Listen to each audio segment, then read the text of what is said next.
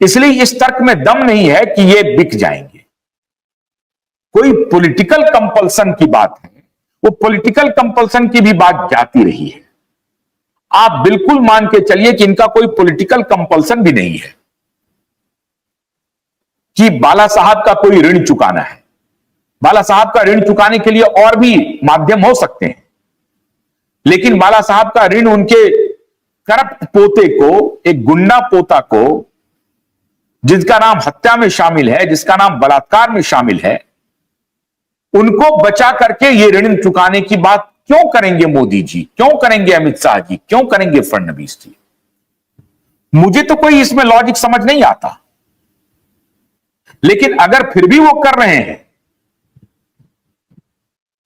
तब तो ये बिल्कुल गलत बात है, अनर्गल बात है। लेकिन मैंने आपको आधार बताया कि ना तो उनको पैसे की कमी है, ना उनका पॉलिटिकल इनसिक्योरिटी है, उनका भविष्य अभी एकदम सुरक्षित है। 29 तक कोई उनको कॉम्पिटिटर नहीं है, और अगर कॉम्पिटिटर होगा भी तो नरेंद्र मोदी अपनी 3 पारी खेल चुके हैं। 3 पारी मुख्यमंत्री, 3 पारी प्रधानमंत्री। भारत देश में तो ऐसा आज तक कोई नेता हुआ नहीं जो जीवन में कभी चुनाव न लड़ा हो। मुख्यमंत्री बनने के पहले जीवन में कोई चुनाव नहीं लड़ा हो, सीधे मुख्यमंत्री बना हो, और उसके बाद जीवन में कोई चुनाव हारा नहीं हो। ऐसा नेता तो नहीं है कोई भारत में कि मुख्यमंत्री बनने के पहले कोई चुनाव लड़ा नहीं, मुख्यमंत्री बनने के बाद कोई चुनाव हारा नहीं। अब ये तो बिड़ले होते हैं, तो बिड़ले की श्रेणी में है, बिड़ले नहीं, एक ही की श्रेणी में है। इनकी एक अलग ही श्रेणी हो गई नरेंद्र मोदी की। भारत में ऐसा कोई नेता नहीं है जो 3 टर्म तक कॉन्जिक्यूटिव 3 टर्म्स कॉन्टिन्यू मुख्यमंत्री रहे और 3 टर्म लगातार प्रधानमंत्री रहे। ना नेहरू रहे, ना इंदिरा रहे, और बाकी की तो बाकी छोड़ दीजिए, कोई नहीं रहा। तो अब मोदी को क्या आवश्यकता है बाला साहब ठाकरे की, बताइए, या उद्धव ठाकरे की, या आदित्य ठाकरे की? क्या आवश्यकता हो सकती है? 0। और अभी अब मोदी जब 76 साल के होंगे तो भी ये 29 तक तो प्रधानमंत्री रहेंगे, और अगर बीच में इनको छोड़ना भी होगा तो भी ग्रेसफुली छोड़ेंगे, और क्या पता उसके बाद राष्ट्रपति बन जाए। राष्ट्रपति ना भी बने तब भी Modi has lived his life, Modi ने अपना टेन्योर पूरा कर लिया है। तो मोदी को ये दोनों बाप बेटा दबाव में नहीं ला सकते हैं, ये कंफर्म मान लीजिए। मोदी तो आने से रहे, अमित शाह के साथ जो अपमान का खेल खेला है उद्धव ठाकरे ने, अमित शाह जी उस अपमान को भूले नहीं हैं। तो अमित शाह क्यों भूल जाएंगे? क्यों उनके साथ गलबैयां कर लेंगे? बिल्कुल नहीं। देवेंद्र फडणवीस को जिस प्रकार से अपमानित किया है इस बाप बेटे ने, रात में और दिन में सोते हुए और जगते हुए देवेंद्र फडणवीस को ये दोनों पिता पुत्र ही नजर आते हैं। तो वो क्यों समझौता कर लेंगे? तो ना तो पॉलिटिकली इनको समझौता करने से कोई फायदा है, ना ही पैसे पर बिकने में इनको कोई फायदा है, कोई कमी नहीं है। ये 2 ही कारण हो सकते हैं। राजनीति में कह सकते हैं अरे पैसा खा गया, पॉलिटिकल कुछ फायदा नुकसान हो रहा है इसलिए उनको जोड़ के रखा हुआ है। बड़े सारे पंडित कहते हैं कि बाला साहब ठाकरे ने कभी मोदी जी को मदद, अरे मोदी जी को मदद तो कभी आडवाणी जी ने भी किया, तो क्या हसर किया आडवाणी जी का मोदी जी ने? तो मोदी जी का मदद तो वाजपेयी जी ने भी किया। अब वाजपेयी के जितने डिसाइपल हैं उनके साथ क्या किया मोदी जी ने? ये सारी बात कहानी है। तो मोदी जी बाला साहब ठाकरे का सम्मान कर रहे हैं, इसलिए उनके बेटे को बचा रहे हैं। मैं समझता हूं कि ये कोरी कल्पना है, इसमें सत्यता नहीं है। सत्य क्या है फिर? सत्य यह है कि मीठा मीठा वार किया जा रहा है, और धीरे धीरे धीरे, जिसको कहते हैं हलाला, हलाला चल रहा है।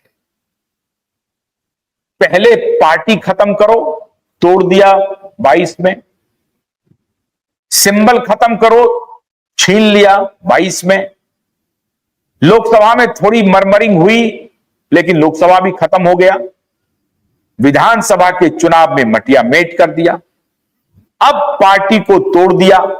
संजय राउत कह रहे हैं कि भारत पाकिस्तान के बीच जो चल रहा था वो ड्रामा है, और प्रियंका चतुर्वेदी कह रही हैं कि हमारे देश ने कमाल का काम किया है। यहां नहीं, विदेश में जाकर के बोल रही हैं कि हमारे सरकार ने, मोदी जी की अध्यक्षता में हमारी सरकार ने, हमारी सेना ने और हमारे देश के 140 करोड़ जनता ने यह बता दिया है हम किसी से डरने वाले नहीं हैं, झुकने वाले नहीं हैं, और अगर उन्होंने हमारे खिलाफ आंख दिखाई तो हम उनके आंख निकाल लेंगे, उनका आंख निकाल लेंगे। यह बात प्रियंका चतुर्वेदी जी जाके कह रही है सब जगह। संजय राउत नाच रहे हैं इधर अलग अलग बाजा लेकर के, ये सब ड्रामा था। तो तोड़ दिया, पार्टी को तोड़ दिया। रिजिजू जी का फोन गया तो उद्धव ने कहा कि अरे यही मौका है, बेटे की बात कर लेंगे। अरे रिजिजू जी का फोन किसी और बात पे गई है, बेटे वाला मामला बिल्कुल अलग है, उसमें तो कानून अपना काम करेगा। The stand of the present dispensation regarding Aditya Thackeray case is that the law will take its own course. कानून अपना काम करेगा, कानून अपना काम कर रहा है, और कानून ने अपना काम कर दिया है।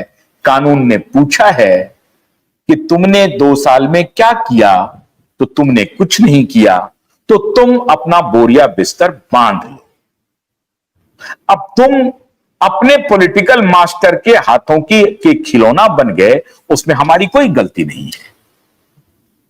तुम अगर ठकुर सुहाती कर रहे हो, चमचागिरी में अपने नेता, वर्तमान नेता या पुराने नेता की चमचागिरी में कोई कदम नहीं बढ़ा रहे हो जांच की तरफ, तो वो लोग तो बच जाएंगे, तुम नहीं बचोगे।